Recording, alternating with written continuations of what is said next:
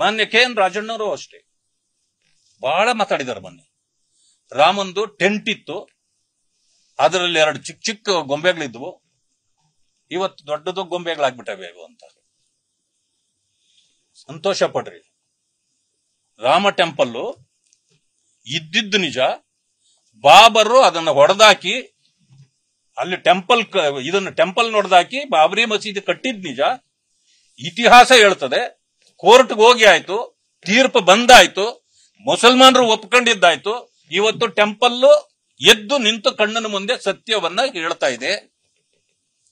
ಭಾರತೀಯ ಜನತಾ ಪಕ್ಷ ತನ್ನ ಉಗಮದಿಂದ 370 ಆರ್ಟಿಕಲ್ ತೆಗೆಯುವಂತದ್ದು ಜಮ್ಮು ಕಾಶ್ಮೀರದಲ್ಲಿ ನಮ್ಮ ಸಂವಿಧಾನವನ್ನ, ಅಂಬೇಡ್ಕರ್ ಅವರ ಬರೆದ ಸಂವಿಧಾನವನ್ನ ಜಾರಿಗೆ ತರ್ತಕ್ಕಂಥದ್ದು,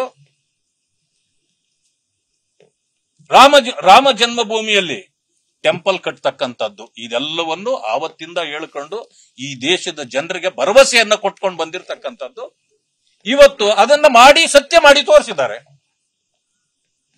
ಇದಕ್ಕಿಂತ ಇನ್ನೇನು ಮಾಡಬೇಕು? ಇದಕ್ಕಾಕೆ ನಿಮಗೆ ಬೆಂಕಿ ಬಿದ್ದಿದೆ? ಇದಕ್ಕೆ ಅವ್ರ ಹತ್ರ ಉತ್ತರ ಇಲ್ಲ. ಅದಾದ್ಮೇಲೆ KN ರಾಜಣ್ಣವರು ಇವತ್ತು ಏನ್ ಹೇಳಿದ್ದಾರೆ, ಸಂತೋಷ ಪಡಬೇಕು. ಇವತ್ತು ಉತ್ತರ ಪ್ರದೇಶದಲ್ಲಿ ರಾಮ ಟೆಂಪಲ್ ನಿಂತ್ರೆ, ಮಸೀದಿ ಹೋಗಿ ಟೆಂಪಲ್ ನಿಂತ್ಕೊಂಡಿದೆ, ಒಳಗಡೆ ರಾಮ ಪ್ರತಿಷ್ಠಾಪನೆ ಆಗಿದೆ ಅಲ್ಲ, ಅದು ಮೈಸೂರಿನ ಕಲ್ಲಿನಿಂದ ಆಗಿದೆ. ಎಲ್ಲಿಂದ ಎಲ್ಲಿಗೆ ಸಂಪರ್ಕ? ಇವತ್ತು ಖುಷಿ ಪಡಬೇಕಾದ್ದು ನಮ್ಮ ರಾಜ್ಯದಿಂದ ನಾವೆಲ್ಲರೂ ಖುಷಿ ಪಡಬೇಕಾದಂತ ವಿಷಯ ಅದು. KN ರಾಜಣ್ಣವರು ಇನ್ನೊಂದು ಮಾತನ್ನು ಹೇಳಿದ್ದಾರೆ ನಿನ್ನೆ. ಇನ್ನೊಂದು ಕಾಂಟ್ರವರ್ಸಿ ಇದೆ, ಕಾಂಟ್ರವರ್ಸಿ ಮೇಲೆ ಕಾಂಟ್ರವರ್ಸಿ. ಇವರು ರಾಮ ಮಂದಿರವನ್ನು ಅವರು ವಿರೋಧಿಸ್ತಿರ್ಲಿಲ್ಲ. ಬಹುಶಃ ಇಡೀ ಕಾಂಗ್ರೆಸ್ ಮುಖ್ಯಮಂತ್ರಿಗಳ ಸ್ಟೇಟ್ಮೆಂಟ್ಗೆ ವಿರುದ್ಧವಾಗಿ ತಿರುಗಿ ಬಿದ್ದಿದೆ. ಅದರ ಅಧ್ಯಕ್ಷರಾಗಿರ್ತಕ್ಕಂಥ DK ಶಿವಕುಮಾರ್ ಅವರು ಕೂಡ ಆ ಹೇಳಿಕೆಗಳನ್ನು ಒಪ್ಪಿಲ್ಲ.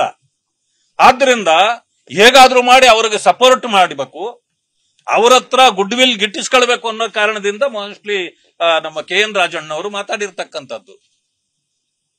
ಇನ್ನೊಂದು ಹೇಳ್ತಾರೆ, ಟಿಪ್ಪು ಸುಲ್ತಾನ್ KRS ಕಟ್ಟಿದ್ರು, ಶುರು ಮಾಡಿದ್ದವರೇ ಅಂತ.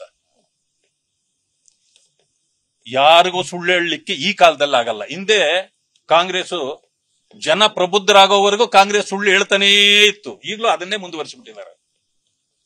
ಸುಳ್ಳು ಹೇಳಿ ಹೇಳಿ ಹೇಳಿ ಜನರನ್ನ ದಾರಿ ತಪ್ಪಿಸಿತ್ತು. ನಾ ಹೇಳ್ತೇನೆ ಅವ್ರಿಗೆ, ಟಿಪ್ಪು ಸುಲ್ತಾನ್ ಹುಟ್ಟಿದ್ದು 1751ರಲ್ಲಿ ದೇವನಹಳ್ಳಿಯಲ್ಲಿ. ಅವರು ಅಂತ್ಯದ ದಿನ 4 ಮೇ 1799. KRS ಅವಾಗ ಅಡಿಪಾಯ ಹಾಕಿತ್ತ. 1911ರಲ್ಲಿ ಪ್ರಾರಂಭವಾಗಿ 31ರಲ್ಲಿ ಮುಗೀತು. KRS ಕಟ್ಟಿದವರು ಒಡೆಯರು, ಕೃಷ್ಣರಾಜ ಒಡೆಯರು. ಇದು ಹಿಸ್ಟ್ರಿ. ಜಾಸ್ತಿ ಬೇಕಾಗಿಲ್ಲ, ಕೈಯಲ್ಲಿರ್ತಕ್ಕಂಥ ಗೂಗಲ್ ಅಲ್ಲಿ ಒಂದ್ಸಾರಿ ಹಾಕಿದ್ರೆ ಬರ್ತದೆ. ಇಂಥದ್ದಕ್ಕೂ ಸುಳ್ಳು ಹೇಳ್ತಿರಲ್ಲ ರಾಜಣ್ಣ.